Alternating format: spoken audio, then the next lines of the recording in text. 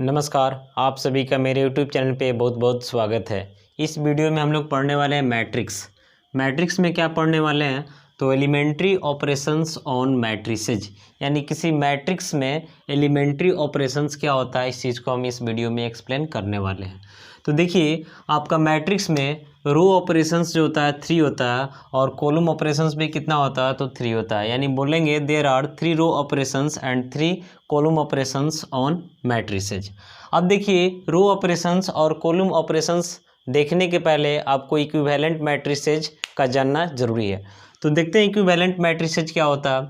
यानी two matrices are said to be equivalent if one is obtain from the other by one और more elementary operations.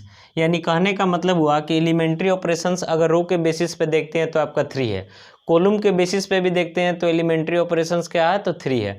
तो इसमें बोल रहा है कि इक्विवेलेंट मैट्रिसेज का मतलब क्या हुआ कि अगर आपके पास कोई मैट्रिक्स ए दिया हुआ और उस मैट्रिक्स से एक या फिर एक से ज़्यादा एलिमेंट्री ऑपरेशंस को हम यूज करके किसी दूसरे मैट्रिक्स को फाइंड आउट करते हैं तो दोनों मैट्रिक्स एक दूसरे का क्या होगा तो इक्विवेलेंट होगा। यानी लिखेंगे कि if A and B are equivalent matrices then we can write A equivalent to B. इस पर हम आगे कुछ एग्जाम्पल देंगे तो और भी एक्सप्लेन होगा। तो अभी आपको हम बताएं कि रो ऑपरेशंस जो होता है 3 होता है और कॉलम ऑपरेशंस भी 3 होता है। तो सबसे पहले यहाँ पे आपका हेडिंग किया गया है कि 3 एलिमेंट्री रो ऑपरेशंस। तो देखते हैं कि 3 एलिमेंट्री रो ऑपरेशंस क्या होता है एग्जाम्पल के साथ। तो इसमें सबसे पहला है कि इंटरचेंज ऑफ एनी टू रो।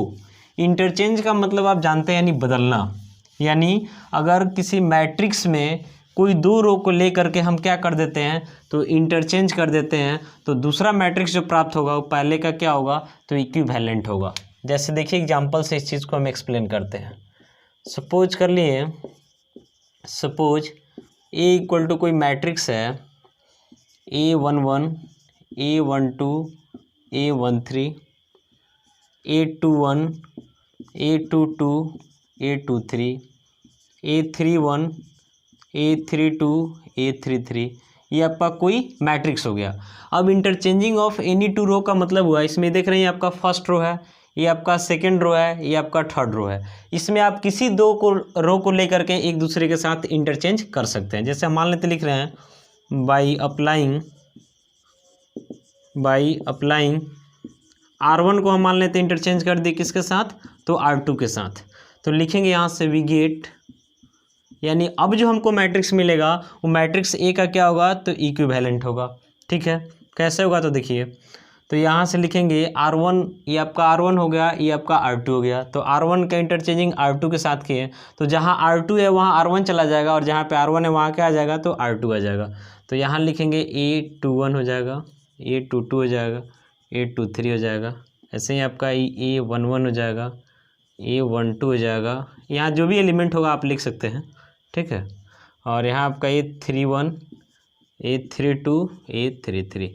तो बोलेंगे कि दोनों मैट्रिक्स कैसा है तो इक्विवेलेंट है। ठीक है, आपको यहाँ कंफ्यूज नहीं होना है कि A21 लिख रहे हैं सेकेंड रो फर्स्ट कॉलम। आप यहाँ पे चाहें तो कोई एलिमेंट डाल सकते हैं, जैसे कि हम एग्जाम्पल एलिमेंट ही लेकर के डायरेक्ट दिखाते हैं, ठीक है, जिसमें A11 टाइप से नहीं रहेगा। जैसे देखिए, सपोज कर लिए किसी भी ऑर्डर का आप मैट्रिक्स ले सकते हैं। बी कोई मैट्रिक्स है, इसका एलिमेंट है 1 2 3 4 5 6, ठीक है। अब यहाँ पे लिखेंगे नाउ वी अप्लाई R1 को इंटरचेंज कर देते हैं किसके साथ तो R2 के साथ। तो हमको जो मैट्रिक्स मिलेगा ये मैट्रिक्स बी का इक्विवेलेंट होगा, क्या होगा तो R1 की जगह पे R2 और R2 की जगह पे R1, यानी यहाँ हो जाएगा 4 5 6 और यहाँ जाएगा 1 2 3। तो यही कहलाता है आपका इंटरचेंज ऑफ एनी टू रो। यानी किसी मैट्रिक्स में अगर हम किसी 2 रो को इंटरचेंज कर देते हैं तो न्यू मैट्रिक्स जो मिलेगा ये पहले वाले का क्या होगा तो इक्विवेलेंट होगा। सेकेंड पॉइंट आपसे बोलता है कि multiplication of the elements of a row by a non zero number. यानी नॉन जीरो नंबर का मतलब हुआ कि जीरो को छोड़ करके। जैसे देखिए, सपोज कर लिए कि आपके पास कोई मैट्रिक्स है ए, आपका A B C D E F G H I, ये आपका मैट्रिक्स हो गया। ठीक है, इसमें आप चाहते हैं किसी रो में किसी एक नंबर से मल्टीप्लाई करना है, कैसा नंबर हो तो नॉन जीरो हो तो आप मल्टीप्लाई कर सकते हैं। यानी यहाँ पे लिखेंगे नाउ वी अप्लाई, R1 में ही मान लेते हैं मल्टीप्लाई कर दिए किससे, तो K से, K इंटू R1। आप R2 में भी कर सकते हैं, R3 में भी कर सकते हैं, कोई दिक्कत नहीं है। तो हमको जो मैट्रिक्स मिलेगा ये A के इक्विवेलेंट में मिलेगा, क्या मिलेगा, तो R1 में K से मल्टीप्लाई कर दिए तो यहाँ हो जाएगा अब KA, KB, KC, ये आपका ऐसे ही रहेगा DEF GHI। अभी जो मैट्रिक्स हमको मिला ये पहले वाले के क्या होगा, तो इक्विवेलेंट होगा।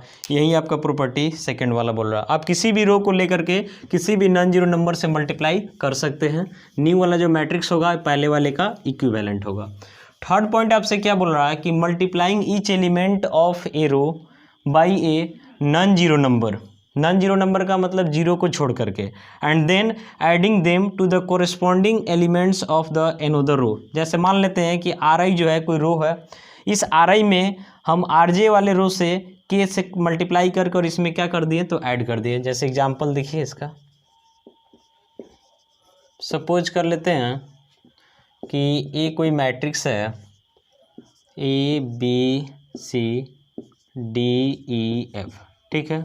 और यहाँ पे अगर लिखते हैं हम नाउ वी अप्लाई, मान लेते हैं हम R2 के साथ अप्लाई करना चाहते हैं। R2 की जगह क्या अप्लाई करना चाहते हैं, तो R2 प्लस R1 में किसी नॉन जीरो नंबर से मल्टीप्लाई कर दें, यानी K इंटू R1। तो हम ऐसा कर सकते हैं। तो यहाँ जो मैट्रिक्स मिलेगा मैट्रिक्स A के इक्विवेलेंट में ही मिलेगा। देख रहे हैं कि हम R1 की जगह कोई चेंजिंग नहीं किए हैं, तो R1 जैसा है वैसा लिख देंगे। R2 की जगह चेंजिंग किए, क्या किए हैं, तो R2 प्लस KR1 किए हैं, कोरिस्पॉन्डिंग एलिमेंट। तो R2 आपका यहाँ पर D होगा और KR1 तो K से यहाँ मल्टीप्लाई होगा, नहीं K हो जाएगा। फिर यहाँ E होगा और यहाँ तो K से मल्टीप्लाई होकर ऐड करना है तो KB हो जाएगा। फिर यहाँ F है और यहाँ K से मल्टीप्लाई करके जोड़ना है तो प्लस KC हो जाएगा। तो यही हो गया आपका थर्ड एलिमेंट्री ऑपरेशंस रो के लिए। अब देखिए जैसे हम एलिमेंट्री ऑपरेशंस रो के लिए देखे हैं, सेम वैसे ही हम कॉलम के लिए भी कर सकते हैं। जैसे इसमें सबसे पहले आप देखें कि इंटरचेंज ऑफ एनी टू रो को हम कैसे दिखाएं, तो ऐसे दिखाएं, नहीं RI और RJ और इंटरचेंज का ही सिंबल हो गया, ठीक है। यहाँ पे दिखा है multiplication of the elements of a row by a non zero number, ठीक है। नॉन जीरो नंबर का मतलब जीरो को छोड़ करके, तो हम क्या लिखें, जैसे RI में हम किसी नॉन जीरो नंबर K से मल्टीप्लाई किए तो RI और ए रो दे करके लिख दिए K इंटू RI। यहाँ पे लिखा गया multiplying each element of a row by a non zero number and then adding them to the corresponding elements of another row. यानी RI की जगह हम क्या इंटरचेंज किए, तो RI प्लस किसी दूसरे रो, यानी मान लेते हैं RJ रो है, इसमें K एक नॉन जीरो नंबर इसे मल्टीप्लाई करके यहाँ पे जोड़ दिए। तो सेम चीज़ हम कॉलम के लिए भी देखते हैं, यानी कॉलम के लिए होगा 3 एलिमेंट्री कॉलम ऑपरेशंस। तो उसमें भी सबसे पहला होगा कि interchange of any two columns, यानी किसी मैट्रिक्स में आप किसी भी दो कॉलम को इंटरचेंज कर सकते हैं। तो इसको डिनोट ऐसा ही करेंगे, CI को इंटरचेंज कर दिए किससे, CJ से। जैसे वहाँ एग्जाम्पल लिए सेम यहाँ भी एग्जाम्पल ले सकते हैं, ठीक है। सेकेंड पॉइंट आपका क्या है कि multiplication of the elements of a column लिखेंगे by a non zero number. तो इसको डिनोट करना होगा, तो जैसे मान लेते हैं हम CI में मल्टीप्लाई कर दे किसी नॉन जीरो नंबर K से, तो K इंटू क्या हो जाएगा, CI हो जाएगा। और थर्ड जैसे वहाँ पे लिखे हैं, बस रो के जगह पे कॉलम हो जाएगा कि multiplying each element of a column by a non zero number and then adding them to the corresponding element of another column. तो इसको लिख सकते हैं कि मान लेते हैं हम CI की जगह CI प्लस K एक नॉन जीरो नंबर है, इसे CJ में मल्टीप्लाई करके ऐड कर दिए।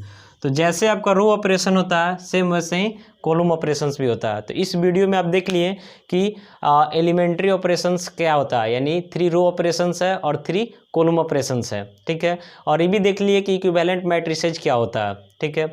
नेक्स्ट वीडियो में हम देखेंगे इन्वर्टेबल मैट्रिसेज के बारे में, साथ साथ किसी स्क्वायर मैट्रिक्स का कैसे हम इन्वर्स फाइंड आउट करते हैं एलिमेंट्री ऑपरेशन से, उस चीज़ को हम मैट्रिक्स में देखेंगे। अगर आप मेरे चैनल पर नए हैं तो मेरे चैनल पे लाइक करें, कमेंट करें और पॉसिबल हो तो शेयर करें, साथ साथ सब्सक्राइब भी कर दें। मिलते हैं नेक्स्ट वीडियो में, थैंक यू।